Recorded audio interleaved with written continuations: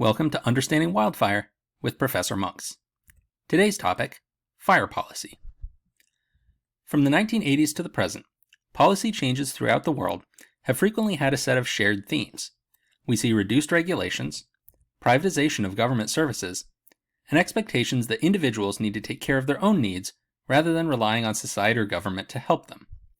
The philosophy underlying these policy changes is known among social scientists as neoliberalism. Neoliberalism has become a dominant global force behind policymaking.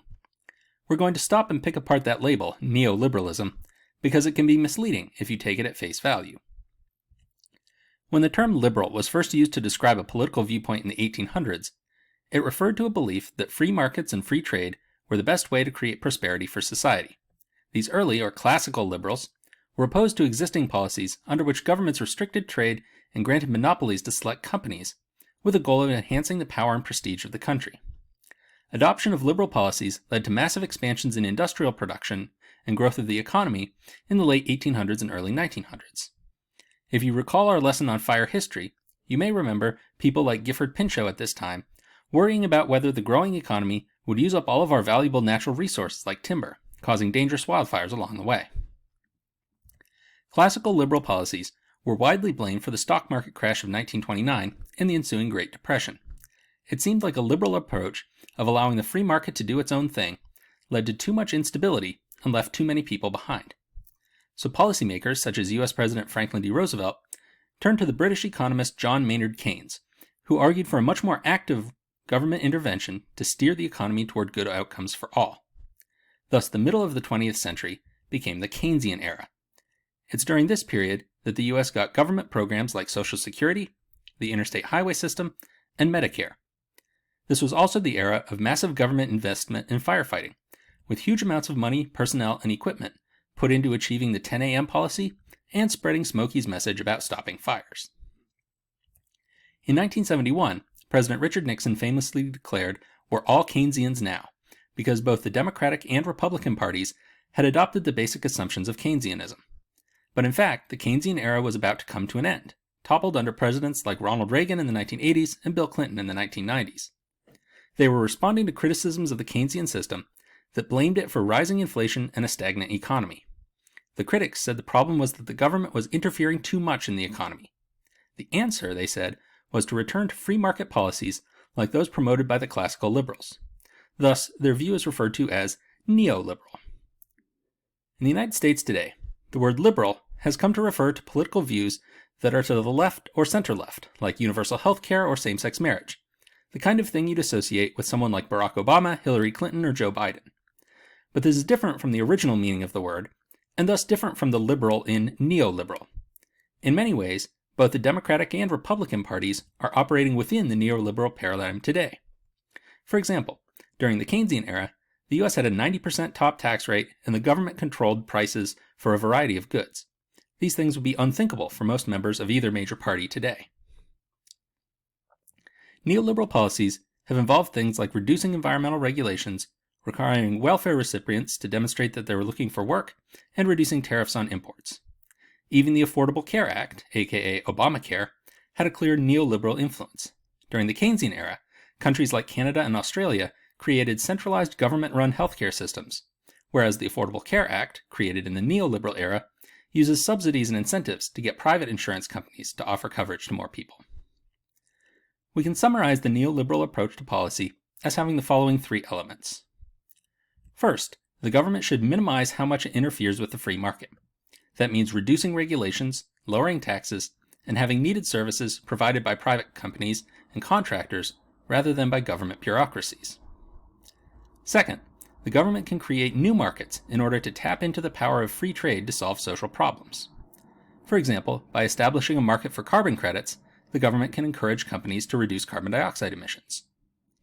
Third, the responsibility for taking care of oneself should be shifted to the lowest level of government possible, or even onto the individual. In a neoliberal society, you shouldn't expect the government to meet your needs, but instead you're expected to do that for yourself. In terms of wildfire, the most prominent policy change made during the neoliberal era has all the hallmarks of a neoliberal approach. This is the Healthy Forests Initiative, announced in 2002 by President George W. Bush, and the Healthy Forest Restoration Act, passed in a bipartisan fashion by Congress the following year. We'll refer to these collectively as the Healthy Forests Policy. The core claim of the Healthy Forest Policy is that excessive government regulation was obstructing fire management. Bush blamed so-called green tape, that's the environmental version of general bureaucratic red tape, for holding up projects that would reduce the risk of wildfires, such as logging to remove fuel and control burns. Thus, one of the signature elements of the Healthy Forests was to exempt fire hazard reduction projects from many environmental laws. These projects were often being carried out by private timber companies who benefited from being able to log on public lands more easily. Healthy forests also sought to take advantage of the market to achieve social benefits. Logging companies are most interested in big trees, but these are the least dangerous fuel for a wildfire, since big, thick logs are hard to burn. So healthy forests incentivize companies to harvest and sell smaller diameter wood, which can be used for things like making furniture or firewood. The third major component of healthy forests was the establishment of a system for creating community wildfire protection plans, or CWIPs. Communities that have a CWIP can get access to various kinds of government assistance in implementing it. Rather than a single centralized fire policy, a neoliberal approach says that policy should be tailored to local circumstances and needs. A CWIP is a plan for managing fire in a local area, written collaboratively by key stakeholders in that local area. A stakeholder is anyone who could be affected by the policy, that is, they hold a stake in the outcome. Typical participants in writing a CWIP would be local government, tribal governments, local business groups, and civic groups including local environmental organizations. Nationwide, thousands of CWIPs have been written since the Healthy Forests Policy went into effect. They've been established even in places like Warren County, Pennsylvania, that we wouldn't often think of as having a high risk of fire. CWIPs reflect the neoliberal emphasis on decentralizing responsibility, getting communities to take care of themselves rather than relying on the central government. Neoliberal approaches to fire have continued to advance since the passage of the Healthy Forests Act.